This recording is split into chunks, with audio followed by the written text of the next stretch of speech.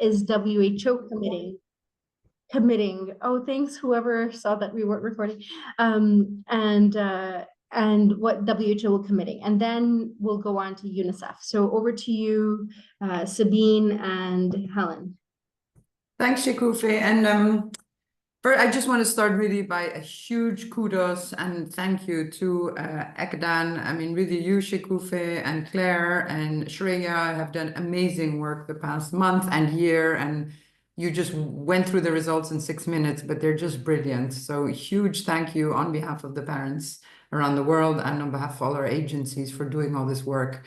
And I'm just going to spend 4 minutes even, on the Ministerial Conference on Ending Violence Against Children. And I'm speaking with Stephen from UNICEF, who's here, and my colleague Helen as well, so they can add anything that I'm missing. And then Stephen will go more into what was really achieved through the parenting work. We had set out with 5 objectives for the Ministerial Conference, and we actually achieved 7. So I'm just going to walk you through them. To give you a bit of background for those that don't know anything about the Ministerial Conference, which I hope you do, it was organized by the Government of Colombia with support from the Government of Sweden, UNICEF, the Office of the SRSG on Violence Against Children, and WHO. And I generally don't say that a meeting was successful, especially not when we were so central in organizing it, because it sounds so pretentious. But I do think it was actually a very successful meeting by the sounds of a lot of feedback that we received from partners around the world. And so I'm just going to walk you through the achievements, the objective achievements that were achieved. So it was basically the real conference was over 2 days, and then there were satellite events that Shekufe was referring to on the Monday, Tuesday, and Wednesday. And we had 28 satellite events, and then throughout the 2 days we also had 23 side events. So it was a whole week really full of different types of events, and it ranged from all forms of violence against children, including female genital mutilation, child marriage, and street children, to child sexual exploitation, online violence, corporal punishment, really the whole gamut of all forms of violence against children. It was really historic. We had 1,400 people there that included children, youth, survivors, academics, philanthropists, UN agencies, and of course governments. There were 130 governments and 80 ministers. So just in terms of people in the room, it was very vibrant and very much to show for. So the 5 outcomes that we had aimed for and that we achieved, the first one was a call to action, and I'll share this all in the chat in a moment, but we had a call to action, which is a very simple 3-page document that lays out what the problem is of violence against children, what the consequences are, the solutions, and what we're calling on governments to do. Key to that was not only strengthening the whole child protection system, but really 3 breakthrough areas, which are parent and caregiver support, school-based interventions, and response systems that are child-friendly for social services, for justice, and for the health services.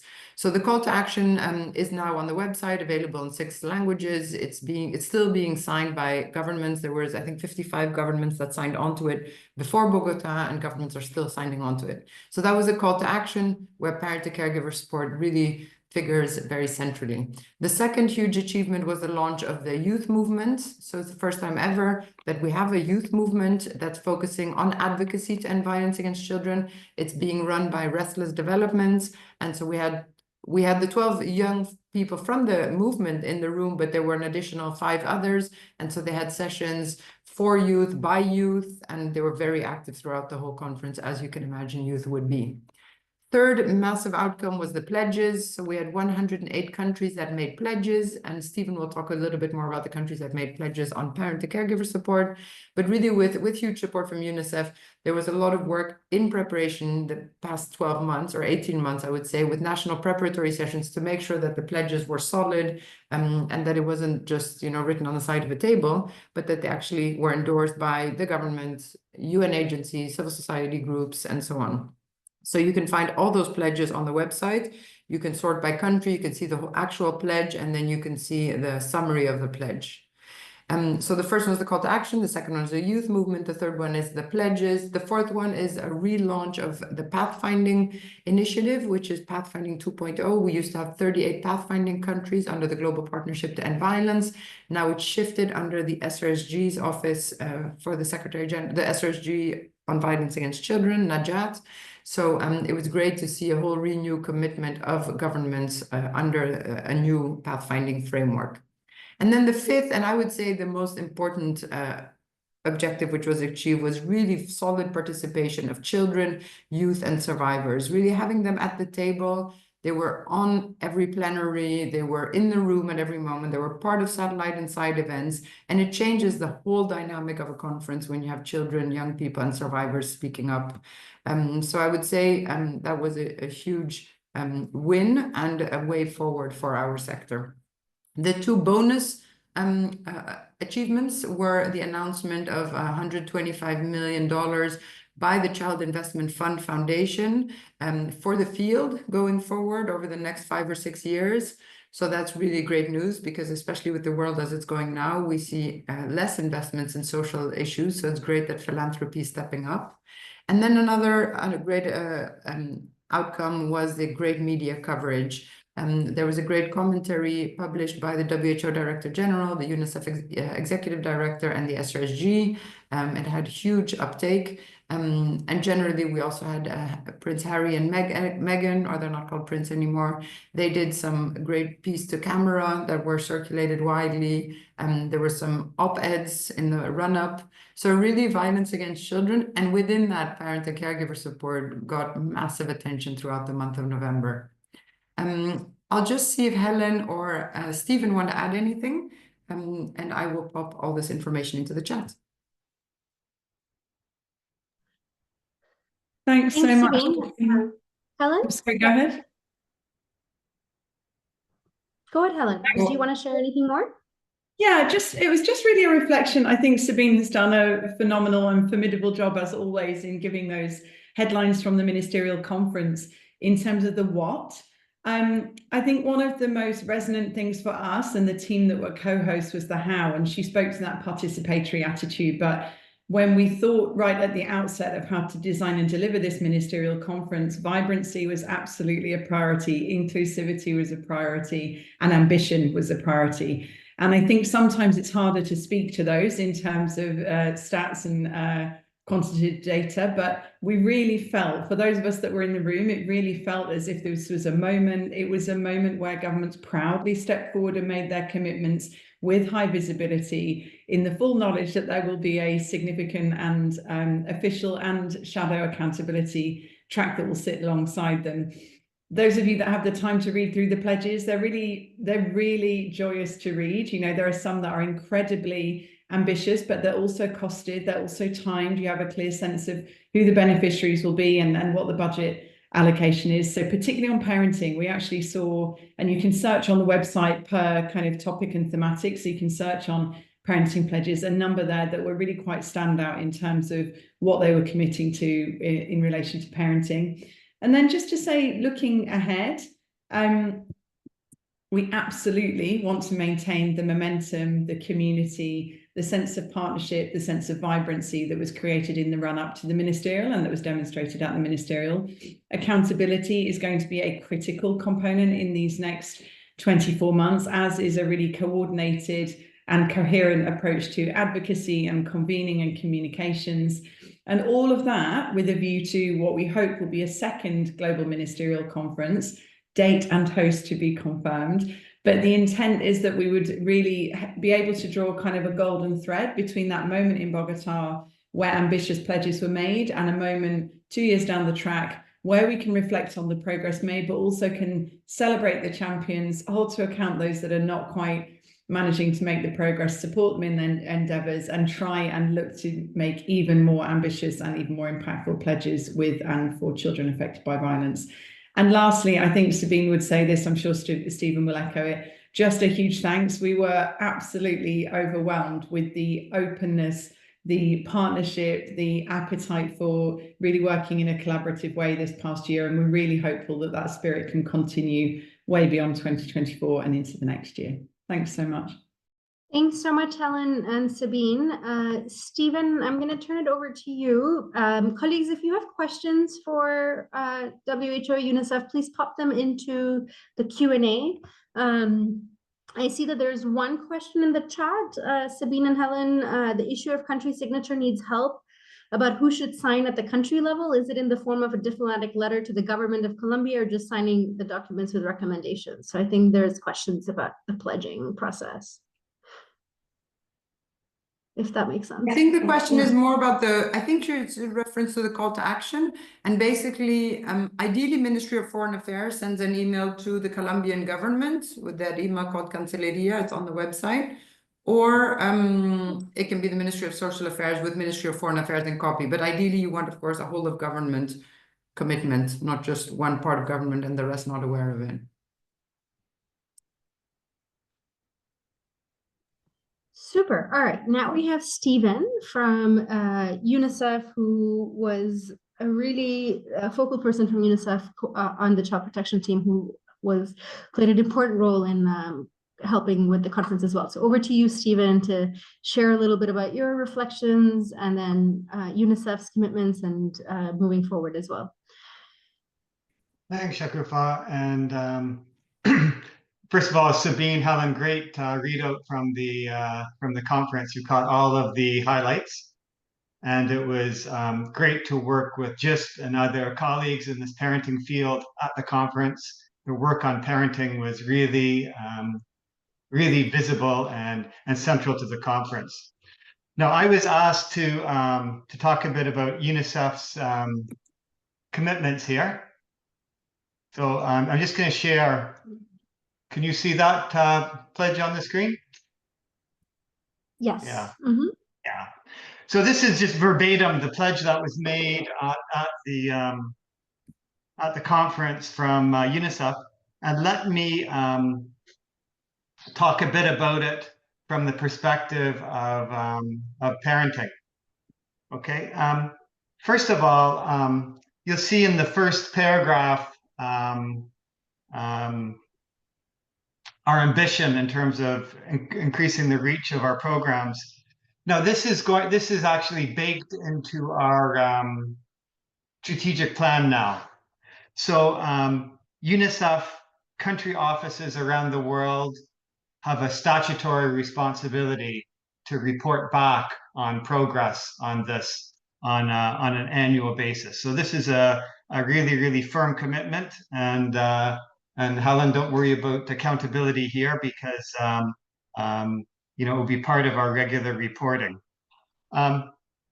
We put these three together. These are the breakthroughs that Sabine referred to, that we think focused investment here will make the biggest difference in ending violence against children.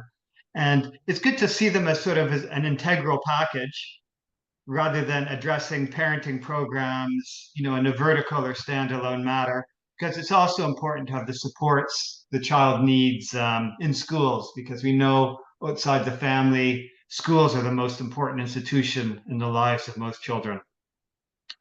And as well, where children have been harmed or at risk of harm, states need to ensure that they're reached by multidisciplinary services as part of the child protection system. So this ambition of 70 million families with parent and caregiver support, just to confirm, this builds on our existing footprint of 81 countries right now. And what we're talking about is interactive curriculum. This is interactive curriculum delivered to families mainly through face-to-face support, and it's increasingly supplemented by digital technologies. Let me turn to the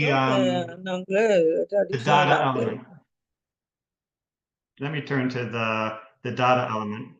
So we'll continue to build national capacities for regular collection of prevalence indicators on key well-being indicators for children.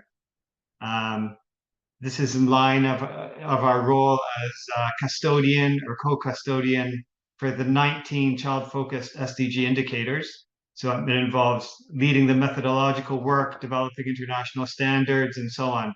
And colleagues might be aware of the International Classification of Violence Against Children, which will guide this work and was released this year. Now, you'll be interested to know that we're currently leading work to develop and validate a new set of survey questions on responsive care, children's experience of responsive care at home. So we know how important parent-child interactions are as part of the nurturing care framework. So we'll be developing modules that will be incorporated both in large-scale household survey programs, and people could use these modules in their own measurement of the effectiveness of parenting programs. So this is ongoing work, and we hope to release these new modules for global use this year.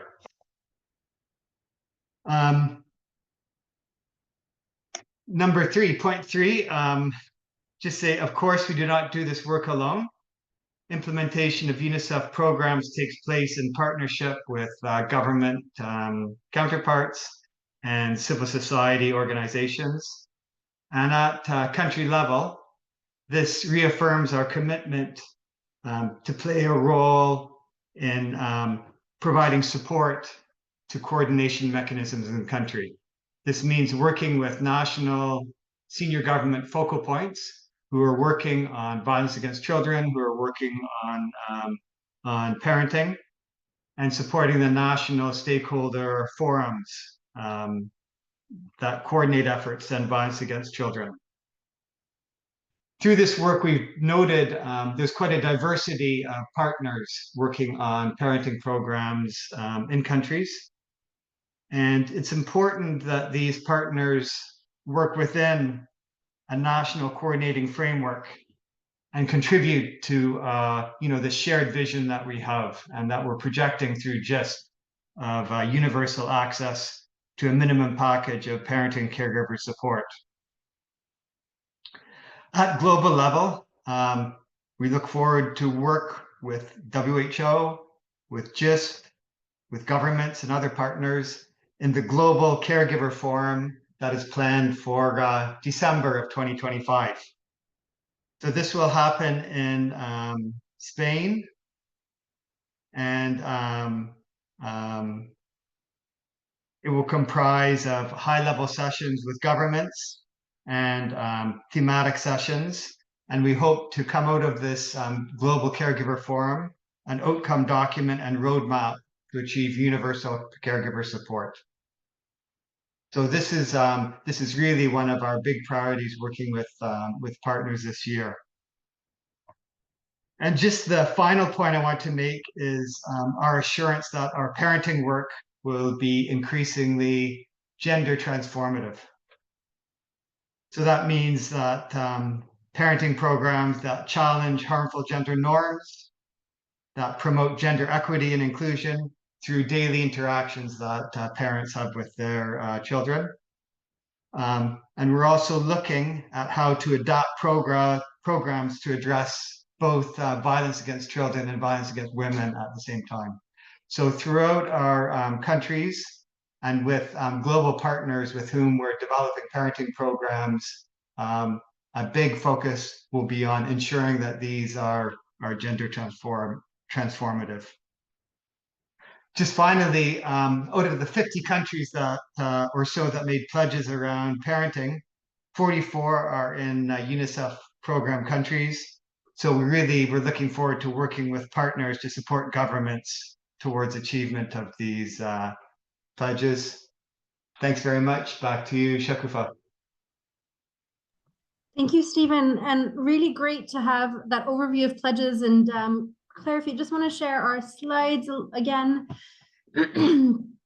It's really, really exciting. And I see that pledges are, still being digested and analyzed really quickly. These are all the countries that have pledges specifically on parenting, which is really, really exciting. And we've begun to do a little bit of an analysis on it, and hopefully on the GIST website, we'll be able to share some of that as we go forward. But just to share with you on the next slide, what we have learned so far. So far, we have identified 49, and I know I'm hearing a few different numbers. But for now, we've identified 49 countries that have specifically pledged to support parents and caregivers out of the total 100 plus countries that have submitted pledges. So that's amazing, nearly 50%. 4 of the countries are from East Asia and Pacific, 8 from Europe and Central Asia, 9 from Latin America and Caribbean, 1 from Middle East and North Africa, North America 1, South Asia 2, and Sub-Saharan Africa 24. These are just the quick snapshots of what we have learned from the pledges. More than 60% of the countries who have pledged to parenting support have committed to improving. They've pledged to improve parenting knowledge and capacity through universal parenting education programs with the focus on positive parenting. So you can see, for example, in Pakistan, the commitment is approximately 28 million parents and caregivers will be supported to practice positive nonviolent discipline through nationwide parenting interventions. And so on. So you can see what the different countries are pledging. And again, we'll hope to share all of this with you. More than 10 countries have committed to developing and implementing national strategies and policies, laws to enhance parent and caregiver support. So working on that enabling environment piece. For example, there is one country that has enacted specific law on prohibiting corporal punishment in all environments, developing a multi-sectoral and interinstitutional strategy to support parenting through the life cycle, etc. I don't know the names of all the flags by heart, so we'll have to put the names of the flags there so we can name the countries. Great. And then we also have other forms of parenting support that has been included. Wait, could you go back, Claire? Including supporting caregiver well-being and mental health, strengthening economic environment, increasing access to basic services, etc. as well. All right, next. Almost 25% of countries have committed to some form of scaling up and expanding access. Not all of them have very specific targets, but some definitely do. So we have expanding comprehensive parenting education programs nationally to all communities with home visits, expanding the rollout of resilience services across communities to provide psychosocial support and support the development of parenting skills. Countries have also highlighted the importance of leveraging several sectors to implement programs, which is really exciting. So we're seeing how countries are using the health sector, or some are using schools and the education sector as a platform, some through social protection, and including highlighting the need to improve coordination across sectors as well. And that goes to Stephen's point about needing to support that at the national level. So it's really exciting to see this momentum. And finally, there's a lot of pledging also to strengthen workforce capacity, promoting positive social norms, improving data systems and infrastructure as well. And you can see some examples of what that is. So promoting, investing in, promoting a community awareness strategy to address social norms, developing national-wide administrative data systems to document children at risk, and so on and so forth. So there's a whole range of activities that are proposed in the pledge. With that, it would be really exciting to hear from some countries who have pledged. So if you are attending the webinar and you're one of the countries that has committed any pledges, please just raise your hand and we'll allow you to speak and share with us. In the meanwhile, we have a lot of representatives from Gabon here. So I'll invite one of the members of the Gabon delegation to share a little bit about what your country is pledging for parent and caregiver support. So just anybody from the Gabon team. I know there's like 7 of you on here right now. So if we can stop screen sharing, we'd love to hear, what did your country pledge? Why is this an important time for the country? And how can we as the global community support you? So I turn over to the Gabon team. I don't know who will be representing or speaking on your behalf.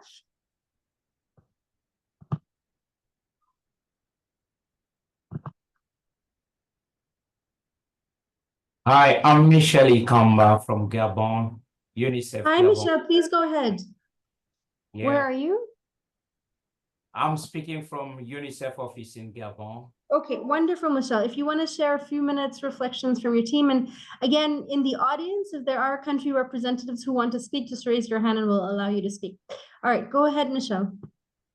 Yeah, unfortunately, the government counterparts can't follow up with us because they are French speakers, but I'm doing my best to translate for them. But the Gabonese commitment or pledges during the last Colombia meeting was, first of all, to focus on family protection, because it appears that from the health and demographic surveys, family violence remains the highest issue, and especially sexual violence in families.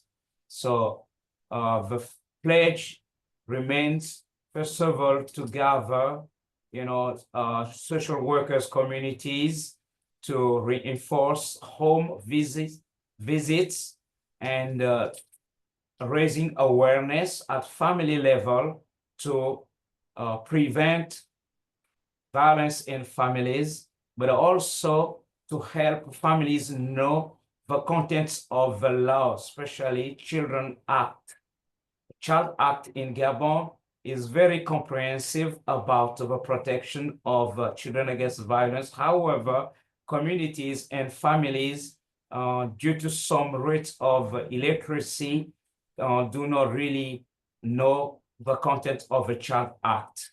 So the government's commitment, and with the support of UNICEF, is to really improve the policies and the practices on the way police officers, social workers, and lawyers can help families prevent violence. This is the key issue about the Gabon's pledge. Over to you. Super. Thank you so much for sharing. And I'm hoping over the next town halls, we'll be getting more and more countries sharing about their pledges. Before I turn it over to our partner, IRC, and Lena, we're really excited to hear from the IRC about because there were also organizational pledges, and hopefully at a town hall next year, we'll bring in more organizations who have committed to pledging on parenting support as well. But before we do that, there's a good question in the Q&A for the WHO and UNICEF teams.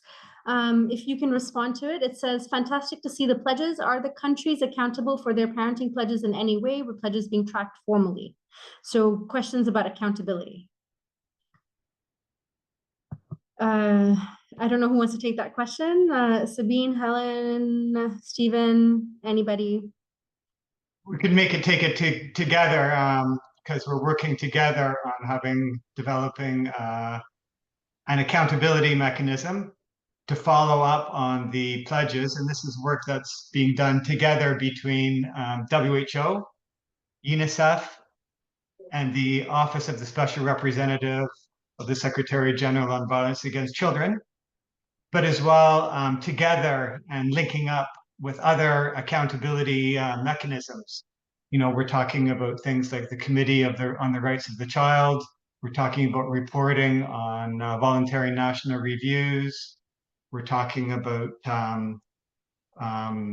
other initiatives such as Out of the Shadows and the Can Rise Up network, who will all be encouraged to look at those pledges, and through their work, hold governments to account on those pledges.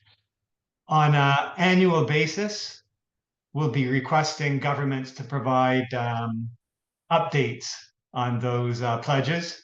The pledging platform will remain live, and we'll be able to provide those updates so they're transparent for all to see, and as well give the opportunity for new pledges. Super. Sabine, yes, and I see someone right? else in the chat had the same question as well.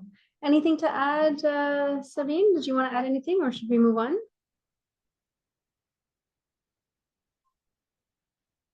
Okay.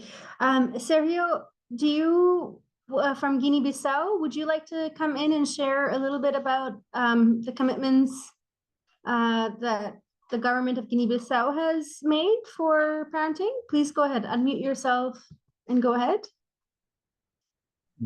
Yeah, good afternoon, everybody. I don't know if you can hear me or not. Yes, we hear you well. Yes, I'm Sergio from Guinea-Bissau. As I wrote in the chat, I'm from UNICEF, working as a child protection officer. So I was part of the country delegation to the Colombia conference. And so the colleague from the government doesn't have the more language details in order to present the pledges. So I will try to give a support by presenting the pledges from Guinea-Bissau. So I'm sorry, just for 1 minute, I will present it because I'm in a field mission out of the internet area, so it's a little bit difficult to connect. Just give me 1 minute, so I will So Sergio, while present you the- do yes. that, while we wait for Yeah. you, why don't I turn it over to Lena from IRC so we can hear from Okay. you, and then we can come Okay. back to you, Sergio. So that way Okay, we keep it going. All right, Lena, over to you. Thanks so much. Thank you. Thank you. That's all for me. Thanks so much. And I'm just checking if you can hear We see your me slides. and also see my screen. Yep, We have see your just a few slides. slides. Awesome. Okay, great. So thanks so much. Thanks so much for giving us the opportunity. I'm Lena Michu with the International Rescue Committee, which is a humanitarian aid organization. And we are very excited to be part of the ministerial in general. I'll just say that we really saw the ministerial as an opportunity to plant seeds, seeds of partnership, of commitments, and of prioritizing violence against children. And the goals for our engagement were really to bring forward the needs of children living in humanitarian contexts, obviously prioritizing caregiving and parenting support, including with our friends here at GISP, but also to bring to the fore kind of what we know works for. Sorry, I'm getting an unstable network connection. Can everyone still hear me? We can hear you. Yep. Yes? Okay, great. Thank you. Bringing to the fore what works to prevent and respond to violence against children, and of course, to bring to the fore what we don't know so that we can make commitments to do better. I did want to kind of go beyond or underscore what's already been shared in terms of successes here. Sabine, you, I think, should rightfully be proud of the effort. There was a lot that can be taken away. So I hope that you don't feel too shy in touting the successes, because we really saw a couple of things as being critical from this ministerial. First, obviously, the fact that parenting was central was I think the work of people on this call, but also really critical to future efforts. We were really able to capitalize on the work of GISP and GISP partners over the last couple of years. Coming together and making parenting a breakthrough allowed that many countries to make commitments on parenting. And I think we were really able to use this opportunity to not only capitalize on, but actually foment more energy towards parenting. And I think the Spain announcement from UNICEF really gives us proof of that. That kind of goes to my last point there, my last tab there on the intent for more work. But we also saw as IRC this as an opportunity to forge new partnerships and encourage new partnerships. We actually named a few new partnerships in our pledges. And I think the ministerial itself was an opportunity to come together so that governments could speak with each other and with experts on not only parenting, but obviously across violence against children, to make the connections on what needs to happen next, what needs to happen at home. And then two other pieces that we really underscored in our own commitments was that we feel like the ministerial allowed us to increase attention to the evidence base, as well as where we need to grow the evidence base and give a commitment to scale. So for IRC, we made a commitment to parenting and caregiver support. Actually, two of them, you can read them on the screen for yourselves. Sorry that they are only in English here. But as I said, we really saw the ministerial as an opportunity to commit to scale. IRC put that in our own commitments around our parenting work. One around really ensuring that parenting is part of our work in at least 30 of the contexts that we're in. And the second is that we are committing to scaling our Safe at Home program, which I'll put some links in the chat to in case you're not familiar with it. But it is a program which addresses the co-occurrence of violence. I was very excited to hear UNICEF highlighting gender transformative parenting programming in your own commitments. Safe at Home really highlights the need for feminist approaches. It's really great to hear that we're not only mind melding on this, but commitment melding on that, so that we have concretely written down that gender transformative ways are the way forward, and we can really all hold ourselves accountable to that. I'll finalize by saying we actually see our commitments as interdependent. We made commitments across 3 other areas, including response and support services, data collection and monitoring, and finally, government and coordination structures. IRC committed to co-leading the Alliance for Child Protection and Humanitarian Action over the next 3 years, where we also committed to kind of bringing our championship of parenting and caregiving to the fore in that work. And if you have any interest in being in touch with us and working further on partnerships so that we, again, really ensure that we're making the most out of the ministerial and the fact that we were able to network, we were able to connect and partner more. I've put some of our contacts on the screen, as well as IRC's recommendations for the ministerial. We made a statement afterwards. And of course, our commitments are available online. Thanks, Lena. Lena, maybe you can just copy the content of this and just pop it in the chat. Wonderful. Thank you so much. Sabine? Thanks, Lena. As you were speaking, something sprung to mind, and I'd be really curious to hear what others think. But from my perspective and from WHO's perspective, there are 2 things missing. I so much agree with Lena that the evidence is missing. But what I think is really missing as well is that people don't understand what parent and caregiver support actually looks like. They can imagine it. I think if you've never participated in a parenting support program or gotten advice as a parent from a pediatrician or through another structure, community-based structure, you actually don't really understand what you're talking about.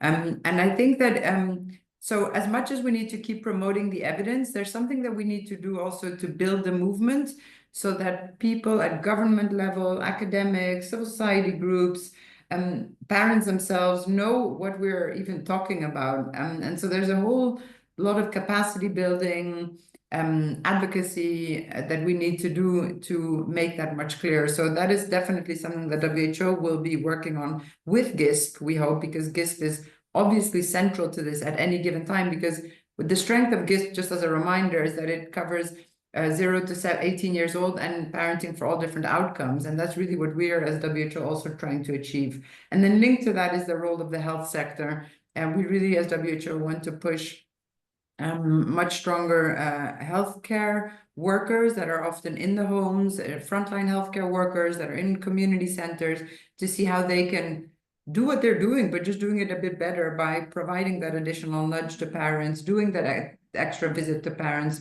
Healthcare workers are often good messengers. It's a little bit different than child protection workers that are often seen as the one who takes the child out of the home, whereas the health workers are the ones that come and look after the health of the family.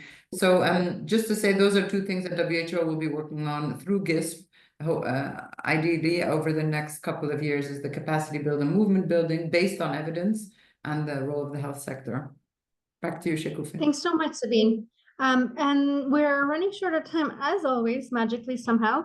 But Sergio, we're ready for you if you want to share with us on behalf of the government of Guinea-Bissau.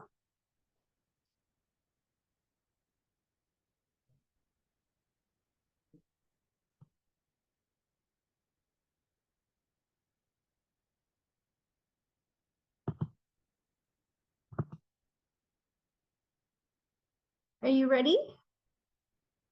Hello?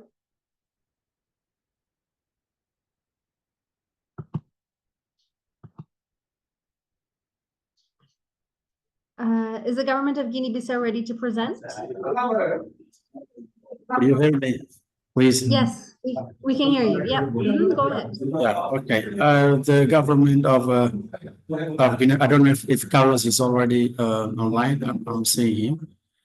So I will try. Yes, okay.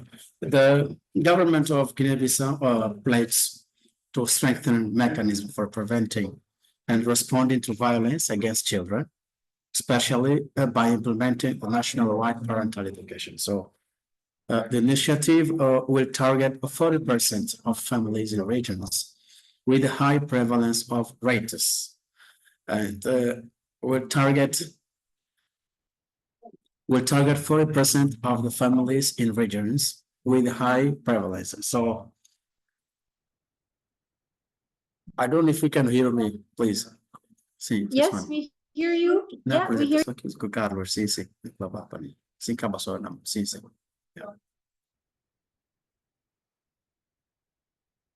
Hello, can you hear me? Yeah, we hear you well.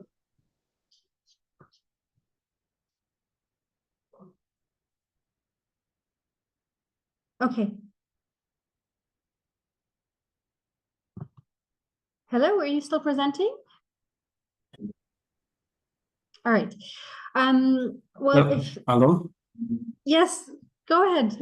Yes, because the internet is not working as we would like. So as I was telling, the initiative will target 30% of families in regions with high prevalence of rates, which are Kinara, Tombali, Byumbu, and Oyo regions by December 2030, with a focus on preventing mainly physical discipline.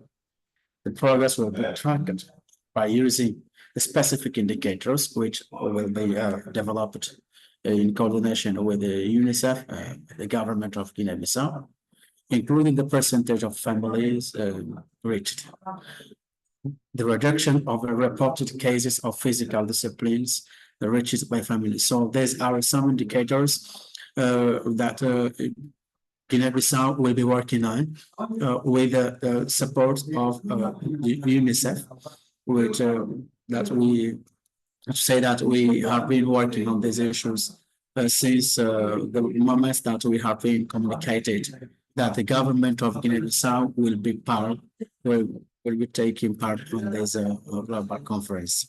For this, the government is planning to work and to include civil society organizations and to be able to reach these regions. So this is what the government plans, and I think that it is possible. It's possible to be reached. So maybe the initiative would be more and more ambitious, but as the target is indicating, these are the percentage, and also there's 4 regions to be reached. So we think that if it is implemented, we will be able to cover more than 30% of the families, as it is indicated. And the government is planning to mobilize and is trying to see how it can mobilize around $750,000 to implement these initiatives by 2030. So it is trying to see with other partners at UNICEF and the other bilateral partners and the multilateral partners to see how this initiative can be supported and how this can be implemented by the period that has been reported in the pledge. So I think that we will be able to share in more details how there's a pledge is included. So we have also other pledges on the child protection system strengthening, and also in preventing violence in schools. So I don't know if time will allow to present all this, but to summarize, it's to say that the government of Guinea-Bissau also pledged also to strengthening the national system by managing the cases of violence against children, which is already in development, but maybe in 2020-25 it will be more clear for us how we can how the government would be able to appropriate and to implement these pledges that have been taken during the conference. Thank you so much. Carlos. That was so fantastic. Yes, I'm saying Carlos. Yes, I don't know, Carlos. Thank you. Yeah. Thank okay. you so Sorry. much. Thank you so much. That's you. really exciting to hear. And again, everyone, we've been sharing the link to all the pledges online that you can go and read all of them. It's really exciting. And with that, I know we're running short on time, so I just want to move it along. And now going to the next component and over to my colleague Claire Naidu, who will be facilitating the rest of the webinar. Thank you so much, Shikufe, and thank you, colleagues, for the really rich sharing today. And it's really a momentous coming together of so many stakeholders, and we recognize the effort of countries and the event organizers to bring us to this important juncture. So as Shikufe said, we're moving to the next part of today's town hall, which is a very exciting new initiative that has been launched by GISP. And we've been working with countries on the development of country web pages that represent the activity within countries around parenting and caregiver support. So the intention of these pages is really to capture the parenting and caregiver support landscape within the countries. And why do we think this is important? Well, we realize that we need to raise awareness for parenting and caregiver support. We need to coordinate across parenting actors, parenting support actors.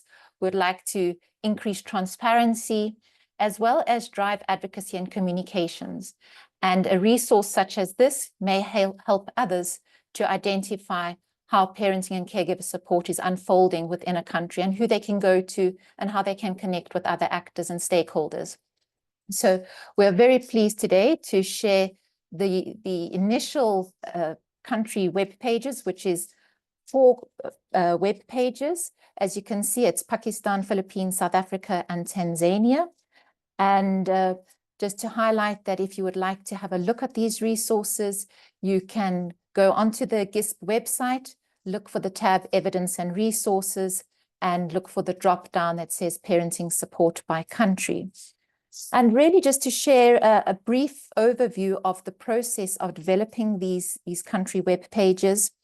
So as GISP, we looked at the evidence and the mappings that we had access to, and we identified 4 countries that we could work with to pilot these web pages. We invited stakeholders from countries to participate in the formulation of these web pages. It was a broad invitation that went out to country stakeholders, and we held a workshop whereby we introduced the concept, looked at the existing structure and content that we had, and we really workshopped it through an iterative process to finalize what you're now seeing on the GISP website. Of course, it never ends just with what you show on the web page. There's an ongoing requirement to maintain the content, ensure that it is accurate and relevant. And so we do invite country representatives, if you have additional content that should be added to the web pages, If there are any edits or modifications made, please do reach out to us. The contact details are visible at the top of each country webpage. And so indeed, this is going to be an ongoing activity to strengthen these pages and reach out to additional countries. And we do invite countries to and organizations who would be interested in participating in this to share their details in the chat. My colleague is also going to launch a poll in this regard. So I'll ask to just look at the chat box and see what you may think the benefits would be of having a country web page, and there'll be a follow-on question a little bit later. And while So you Claire, perhaps as people do that, can I ask you to maybe open one of the links so that and screen share that, not to throw a wrench in it, because it might be nice to be able to see one as you scroll up and down as people are putting that. There we go. This is the Philippines web page. So as you can see, there's a little bit of the history here. Is it showing on your side or is it only on my side? Yes, no, it's good. Okay, great. It's showing at the top here how the page was populated. We provide a little bit of information in terms of the country. This information was guided by the country stakeholders in terms of the source of the population information, as well as what country stakeholders felt was most relevant for their context. We then have a section around the enabling environment. So this encompasses laws, acts, policies that really support parenting and caregiver support caregiver. You follow. And then we move to the parenting actors. So we'd just like to highlight here that this is not a list of actors that GISP endorses. We haven't reviewed any of the interventions. It is, however, a representation of the diversity of actors who are present in a country, and we hope that through showcasing the various stakeholders active in a country, we can encourage collaboration, knowledge sharing, and increase transparency. And we also have a section around resources that are relevant to a country, as well as any further data and evidence that may be relevant. So as you can see, quite a rich repository, and yet we fully acknowledge there's a long way to go. It's really just the start of a journey in terms of capturing what is happening at country level. So I invite you to share your thoughts in the poll as well as in the chat.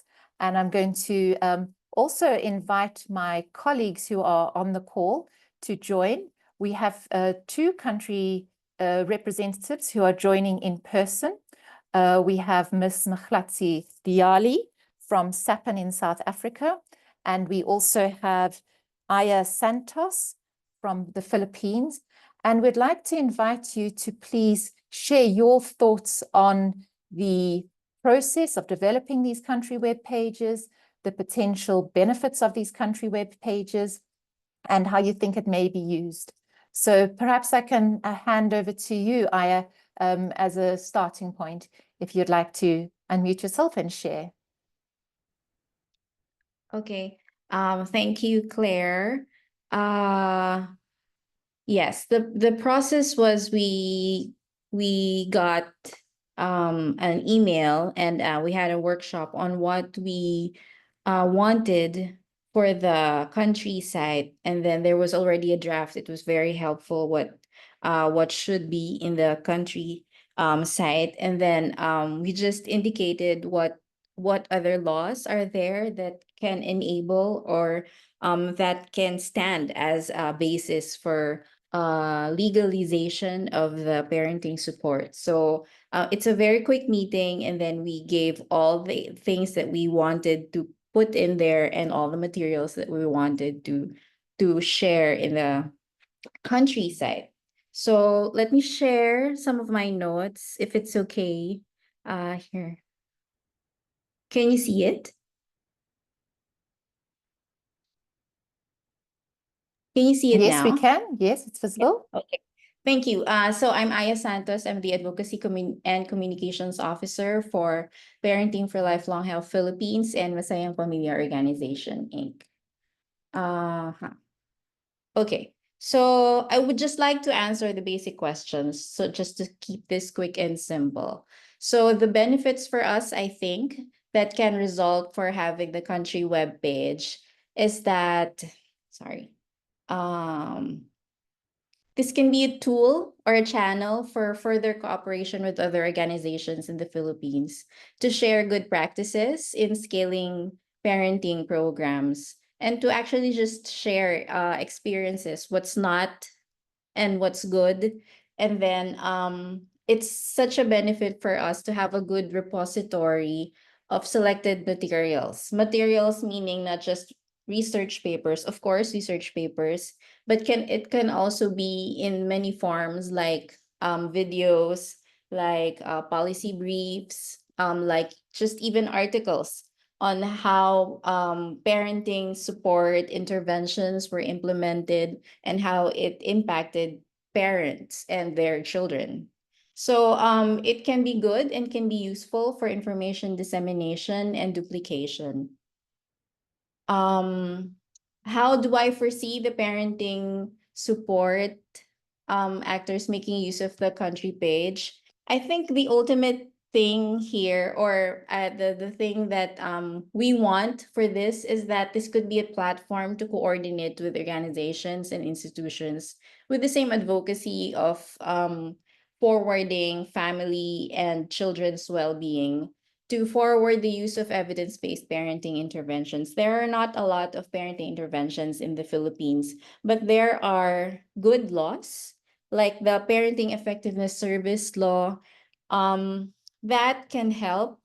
And also, if there would be more organizations that are forwarding evidence-based parenting interventions, enactment and actual implementation of these laws can be more vibrant and can flourish more.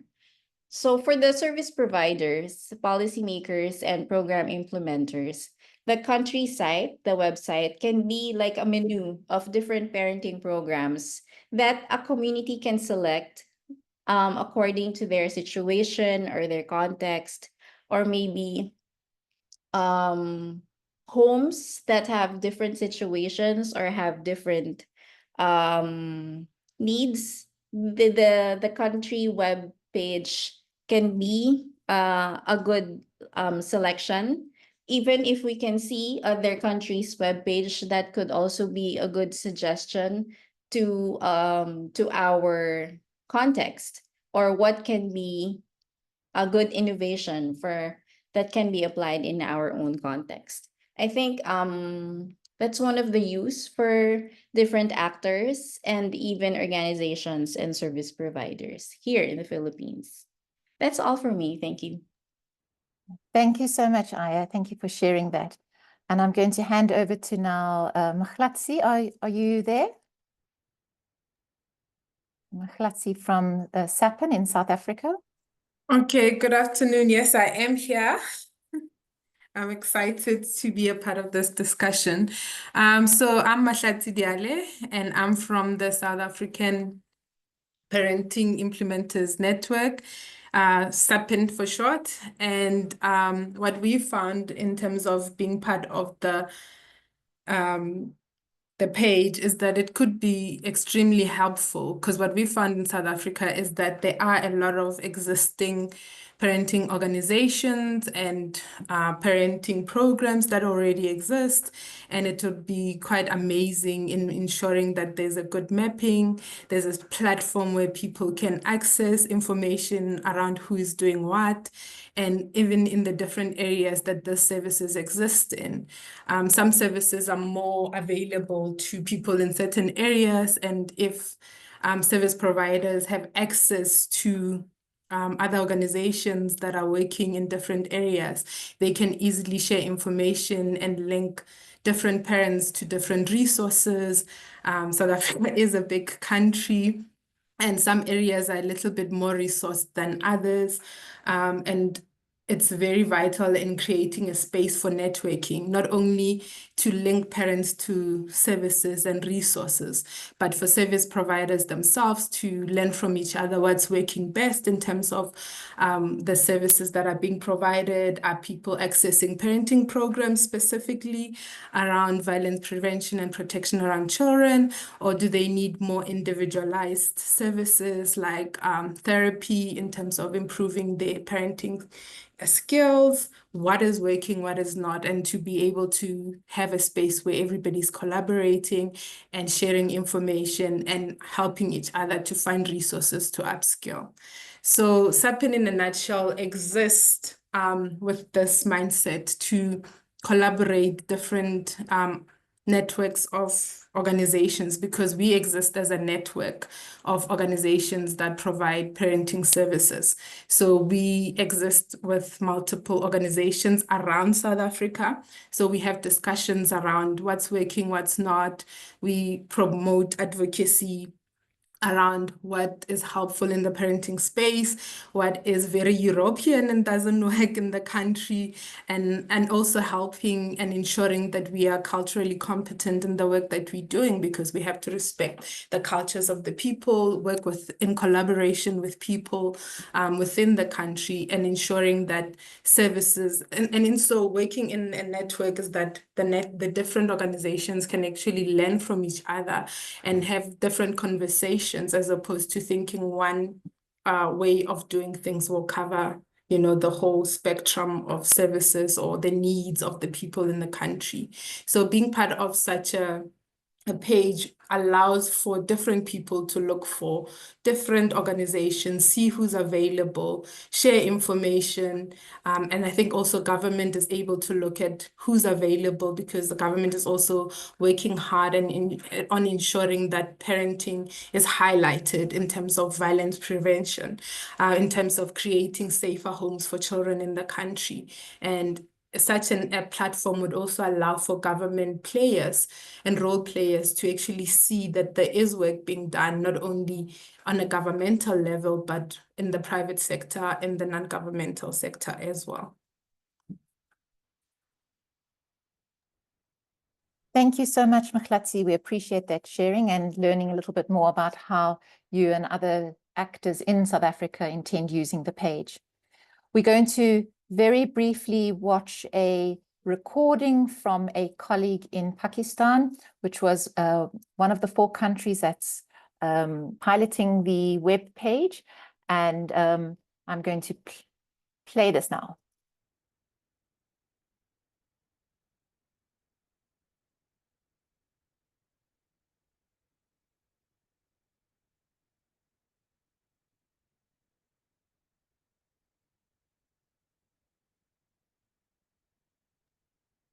Can't hear it, Claire. I don't know if others can hear.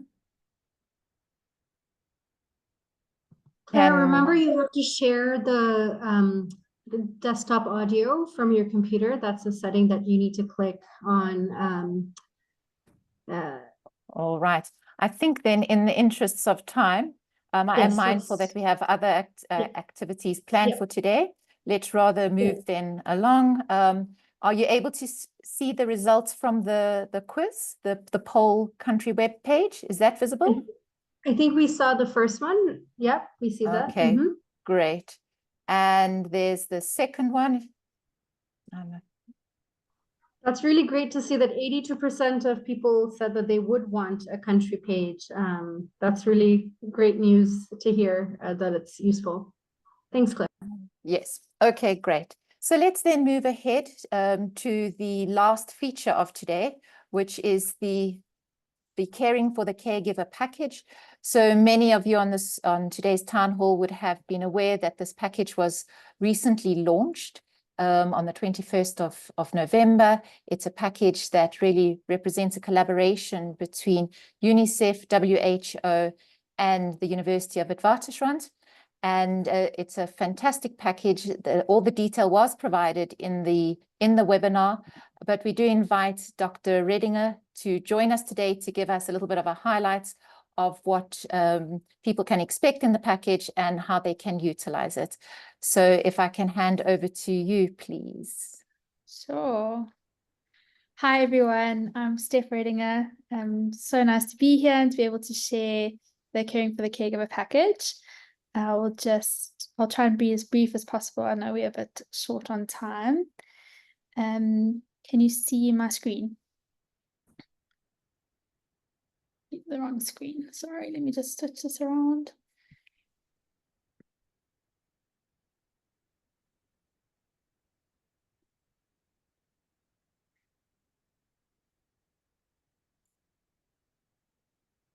No.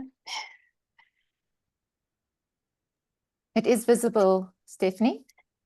Are you seeing just the slides, or are you seeing my whole my notes as well? I'm seeing a full slide. Okay, great. Sorry, Teams are now not friends at the best of, Zoom.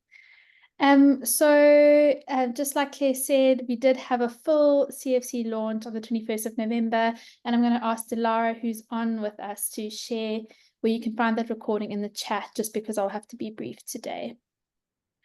So I'm sure everyone on the call is well aware that children's rights to development and their caregivers' rights to mental health are central to achieving our sustainable development goals. Yet as we edge towards 2030, both of these are still under threat. So CFC, or Caring for the Caregiver, has been designed as a system-centered response to delivering population-wide mental health prevention and promotion strategies, specifically targeting pregnant women and caregivers of young children. Our vision of CFC is to develop a frontline workforce that can be anyone who's working at a grassroots level, can be home visitors, people delivering a multitude of services within health, nutrition. We've really tried to make it as integrative as possible.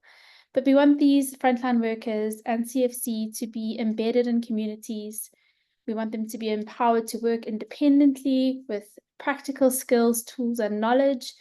And we want them to be enabled by systems that are sensitive and responsive to their needs as the workforce, but also responsive to the needs of caregivers themselves. So the development of CFC was a very long process. And CFC was developed through a series of consultations, research, co-creation in country with UNICEF teams, and extensive reviews over several years. So we're immensely grateful to the support we have received from the collaboration we've had with UNICEF country officers, with ministerial stakeholders within the countries where we've worked, and most importantly, with communities of frontline workers themselves across the globe who've shared and challenged us in the process of producing this package. So our research, which is part of this development process, and the reviews within the UNICEF offices have developed a product that is sensitive to gender, focuses on transforming systems of support for both caregivers and frontline workers, and is adaptable to a multitude of sectors. And is practical in its delivery. The easiest way for me to explain what CFC actually is to speak you through the 3 modules of the CFC package. Firstly, we have our foundation module, which is centered on experiential training. This is the key ingredient in translation research, and we found that it is the best way to be sensitive to context, because it values the knowledge and experience of your frontline worker workforce. So this is coupled with a practical learning approach and a very strong and structured supervision process. So we've developed a clear and systematic learning approach, which is linked to a case study methodology. That's our practical learning.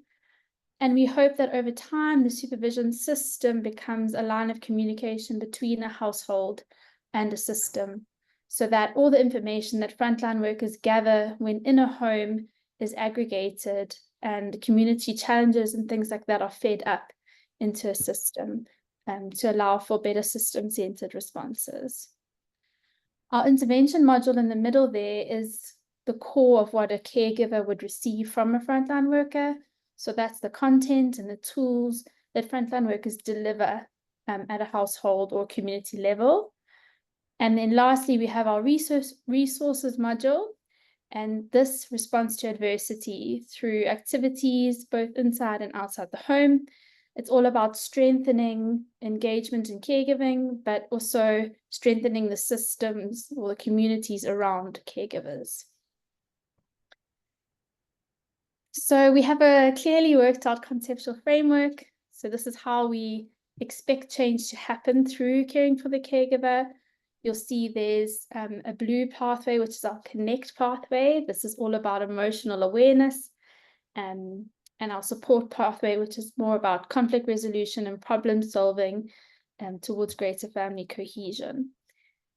And these two come together through the process of change, which is driven by what we call the essential skills pathway. And these are the counseling skills of the frontline worker. And we hope that this will ultimately lead to responsive counseling and increase access to resources or reduce parenting stress for the caregiver themselves. Quite complicated to show to a caregiver. So we've designed a puzzle which is used in the materials. And this is just the way that we communicate the conceptual framework ideas in a user-friendly way. Another way is just to show the counseling process in a more illustrative way. So you'll see the essential skills named here, and then the toolkit and key messages and the resources just shown in a slightly different way for the materials that are seen by frontline workers and caregivers. But ultimately, the CFC process that a frontline worker and a caregiver go through together is a collaborative plan which links to selection of appropriate tools and activities on any given day. So it's not a prescriptive program, but rather an individual program which can be tweaked as the caregiver needs. This is just a package overview of what you would see in the intervention module. So it's quite comprehensive. We've got our 3 essential skills, which are our counseling skills. We've got 4 connect tools, which are your emotional support tools. Then we've got our support, which is all about the family cohesion. And then again, the key messages and resources. And I'll just briefly show that the tools and activities are very illustrative in the materials, making them user-friendly, highly adaptable. I've actually just today seen Sri Lanka's version of these, and all the pictures and things have been switched out. And then the back of the card of each of these has a step-by-step instructions for how the frontline worker would actually do these activities in the home. I mentioned the key messages. So what these are just messages for each developmental stage. So we cover pregnancy, 0 to 6, 6 to 12, and 12 to 24 months. And in these key messages, we respond to common parenting challenges. So just providing some basic emotional, social, and responsive caregiving curriculum or messages. And these can then be linked into the activities to engage partners and families. So it is a big package if you consider that you've got these 3 modules, and each of which are aimed at a slightly different audience. But we've got a CFC implementation rollout plan, which is outlined in the CFC overview guide. And this is structured around 4 stages. It has evolved over time. So we've had, based on feedback from in-country experiences. But at each stage, we have produced resources, so manuals and tools that support the delivery of CFC in-country. So there's clear guidance for adaptation you'll see in the green bar. So could be because we have had experience of delivering CFC through, for example, health, nutrition, social protection and education sectors. We've gathered a lot of information of how this has been done. And so we've been able to put together this guide, which has guidance for how to deliver CFC across multiple settings, for how to deliver it, for example, in home visiting versus in groups. Yeah, so everything exists. Everything is available currently on the UNICEF website. So I've just added the link there. And like I said, I'll ask Dilara, if she hasn't already done it, to put the link to the full CFC launch webinar, because today's presentations had to be quite short. And yeah, for more information, please contact the ECD team at UNICEF, so either Irina or Boniface, and they can guide your next steps. Thank you. Thank you, Stephanie. And just to reassure you, your colleague Dilara did put all the links in the chat, so they are available. I understand. Oh, she did. Yes, and just to really commend you and the team on the amazing work, reducing all that complexity and that systemic approach into something that is user-friendly, a way of connecting between the healthcare worker and the caregiver, making it relatable and also adaptable to different contexts. So congratulations on this launch, and all the best. Thank you. And I should have said before I started presenting that I am presenting today, but obviously representing a team. So Professor Tamsin Roshar, who was our team lead on all of this, who is based at MMU now, Manchester Metropolitan University, but from Wits University originally. And then the UNICEF HQ team, as well as my training and support team here at Wits. Wonderful. Thank you so much, Stephanie. Great. And we're going to move now to the final part of today's town hall, and we're opening up the conversation, and I'm going to invite anybody who has any comments or questions or reflections on parenting and caregiver support at any level. So as a country, as an organization, as an implementer, if you have any thoughts that you'd like to share with GISP, please do. You're welcome to put your hand up or unmute yourself or pop something in the chat. If you have any plans for next year or any recommendations for GISP to take on board, we'd love to hear from you. I will also just take this opportunity to let you know that the recording from today will be available. We will share that in the next couple of days, as well as any slides that we receive from colleagues. And also to note that if you do have any other need for past town halls, you can access them on the GISP website. So I'm just looking here to see if there's anything in the chat from any colleagues. I would note Sabine's comment. Thank you so much, Sabine, for your support and indeed your hard work in assisting GISP, assisting with town halls. You are an absolute stalwart. So thank you to you, Sabine, and indeed the whole WHO team. I see some thank yous, and we appreciate all of that. If there aren't any other comments, you're also welcome to share them with us at info@supportparents.org. We're always welcoming feedback, connections, opportunities for further collaboration. So please do feel free to stay in touch with us. And on that note, I think we can close the town hall for today. A big thank you to all the presenters who shared their wisdom, their experiences, their reflections with our colleagues today. It really is an honor to collaborate with all of you. So thank you for that. And of course, thank you to the participants for joining us today. For those of you who are taking a holiday at the end of the year, we wish you well and all the best to everybody for 2025. So thank you, and we're going to close now.